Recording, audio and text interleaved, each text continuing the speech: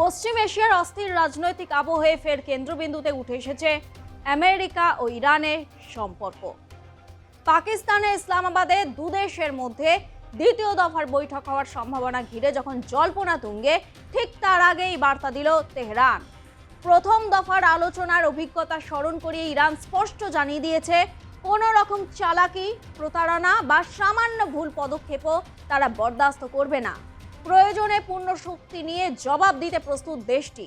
এই হুঁশিয়ারি দিয়েছেন ইরানের পার্লামেন্টের স্পিকার মোহাম্মদ বাঘের গালিবাফ, যা আন্তর্জাতিক মহলে যথেষ্ট তাৎপর্যপূর্ণ বলেই মনে করা হচ্ছে।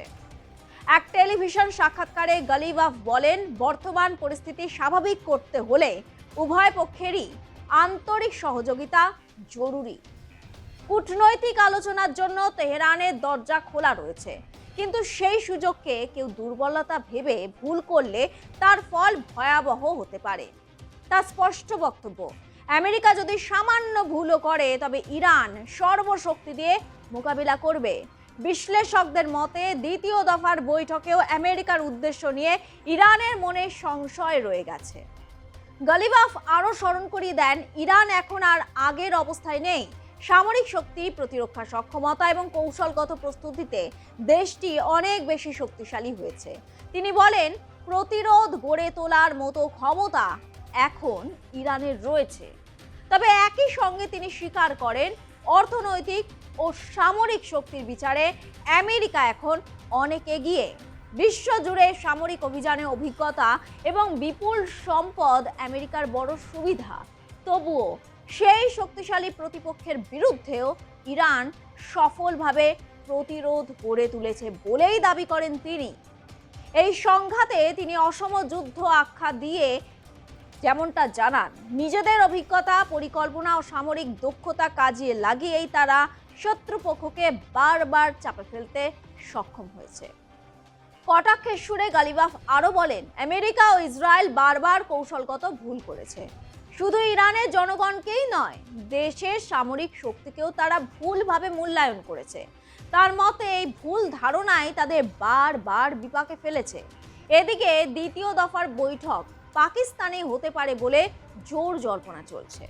সূত্রে খবর, পাকিস্তানের সেনাপ্রধান তথা ফিল্ড মার্শাল আসিম মুনির সম্প্রতি তেহরানে গিয়ে ইরানের বিদেশমন্ত্রী আব্বাস আরাগচি সহ শীর্ষ নেতাদের সঙ্গে বৈঠক করেছেন। ধারণা করা হচ্ছে তিনি আমেরিকার পক্ষ থেকে কিছু প্রস্তাব নিয়ে সেখানে গিয়েছিলেন। পাশাপাশি তুরস্ক ও কাতারও মধ্যস্থতার ভূমিকায় সক্রিয় রয়েছে।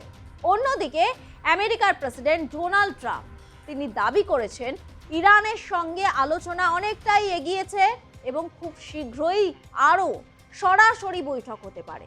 তিনি আশা প্রকাশ করেছেন, বর্তমান যুদ্ধবিরতির মেয়াদ বাড়ানোরও প্রয়োজন পড়বে না। তবে ইরানের পক্ষ থেকে এতটা আশাবাদী সুর শোনা যায়নি।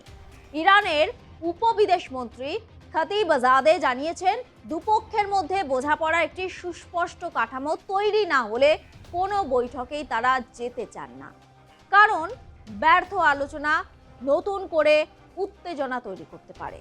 তিনি আরও অভিযোগ করেন, বোঝাপড়া অনেকটাই এগিয়ে গিয়েছিল, কিন্তু আমেরিকার চরমপন্থী অবস্থান এবং ইরানকে আন্তর্জাতিক আইনের ব্যতিক্রম হিসেবে দেখানোর চেষ্টা সেই প্রক্রিয়ায় বাধা সৃষ্টি করেছে। বিশেষ করে ইরানের পারমাণবিক কর্মসূচি নিয়ে আমেরিকার চাপের প্রসঙ্গেই তিনি এই মন্তব্য করেছেন।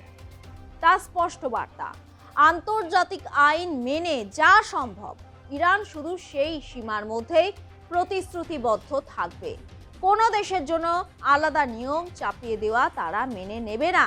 এদিকে ট্রাম্প ইসরায়েল ও লেবাননের মধ্যে যুদ্ধবিরতি ঘোষণা করার পর ইরান হরমুজ প্রণালী খুলে দিয়েছিল, কিন্তু কয়েক ঘন্টার মধ্যেই ফের তা বন্ধ করে দেওয়ার সিদ্ধান্ত নেওয়া হয়। খতিবজাদের দাবি, আমেরিকার কথা রাখেনি।